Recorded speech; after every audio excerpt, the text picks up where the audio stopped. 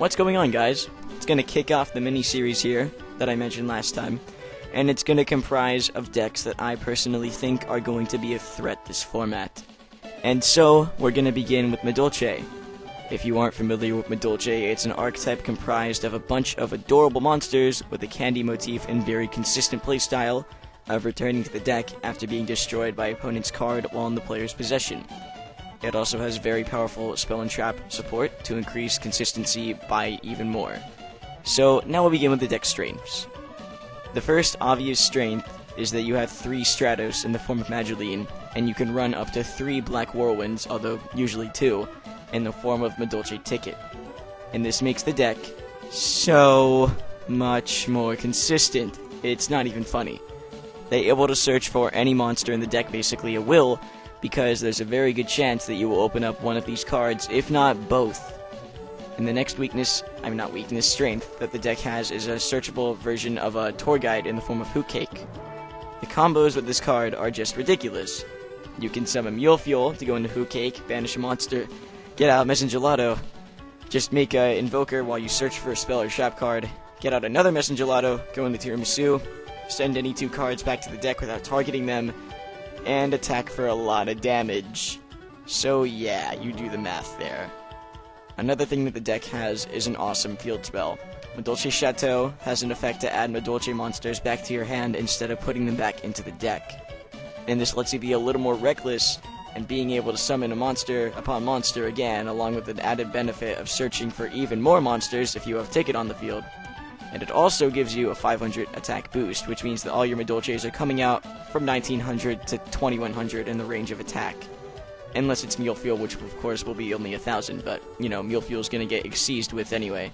So whatever. And this segues into another advantage the deck has with Chateau. Chateau makes your opponent waste resources like no card I have ever seen. Your opponent can flip things like Torrential Tribute, Mirror Force, Dark Hole, Solemn Warning. They can play Lance of the Damage Step, Honest, Bujinji Quillin, Bujinji Crane. Nobody cares because Chateau brings the monsters back to the hand, which means you can simply just summon them again. And this is an amazing thing. The last advantage I see is that the deck can run the TG engine really well, because it can go Mule Fuel into Messengelato and chain Warwolf to Gelato's effect. So basically, you get out 2 level 3s to make Invoker, and you're also going to be searching a spell and trap again with Messengelato. So it's basically like doing the Hoot Cake combo without Hoot Cake, because you're basically doing the same thing, except it costs 1 more card in your hand, which I think you can deal with. But yeah, the deck also is able to run 3 Striker, which means not only it can search for Warwolf now really well, but it can also summon Naturia, Barkion, and Beast very easily and more quickly than it used to be. So, that just about sums up the major advantages the deck has, but the deck also has a lot of counters. And these are all cards that are either being mained or sided, mostly sided. Necro Valley is a very good side deck card right now, and it can be splashed into just about any deck.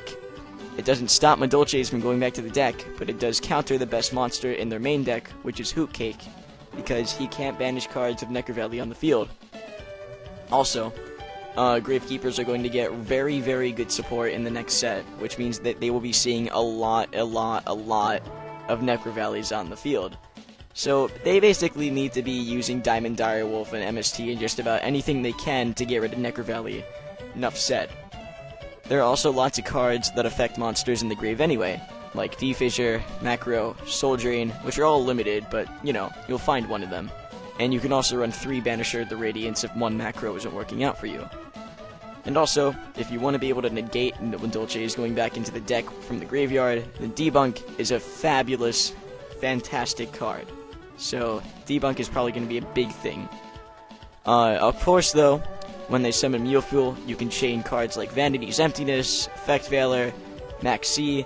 All of these cards are very good because it will basically stop Madolche in their tracks, and then you'll be able to run over the Mule Fuel to do a whole lot of damage, and you'll basically almost be able to OTK them from there. If not, you will have a huge advantage because their Mule Fuel is going to be dead.